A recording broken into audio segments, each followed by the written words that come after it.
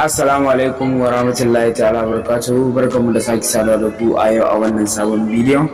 To a bidiyon mu na yau za mu nuna muku yadda za ku yi download a YouTube ba tare da kuna da manhajar Vidnet ba. Kamar da kuke gani za ka zo ka shiga YouTube ɗinka, kar ku manta ku danna mana alamar subscribe da kuma ƙararrawa ta yadda za a rika sanar da ku da zarar mun ɗora sabon bidiyo. Idan ba ku yi like ba ku taimaka ku danna mana alamar like, sannan ku yi mana share ɗinsa a group na WhatsApp ɗinku da sauransu. To da farko dai idan kana so ka yi download za ka zo ka taɓa alamar share ɗin nan, sai ka taɓa copy link, sai ka fito, sai ka zo ka nemi browser ɗinka. Idan ka shiga cikin browser wanda kuke gani, za ka zo ka yi search na wannan website kamar da kuke ganin sa. Zan ajiye muku link ɗinsa a description da kuma comment na farko. Za ka yi search na wannan website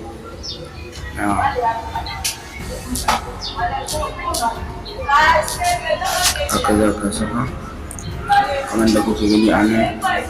In ka saka kawai sai ka yi search, nan take zai buɗo ma da wannan fuskar. Abin da za ka yi na farko sai ka zo ka ajiye link ɗin da ka ɗauko.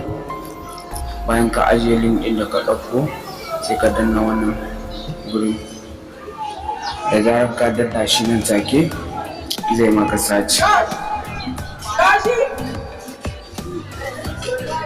Wanda kuke gani bayan ya yi searching, wannan shine bidiyon da na ɗauko. Sai ka zo ka danna wannan alamar ta download ɗin nan. Bayan ka danna ta kamar da kuke gani zai kaka wannan gurin. Bayan ya zo ka wannan gurin sai ka zo ka taɓa wannan madannan guda uku da kake gani a nan kamar haka. Zai fito maka da download inda English ne, kuma da Faransanci ne zai saka maka Turkish. Sai ka taɓa wannan alamar, nan take kaga ya fara yi maka download.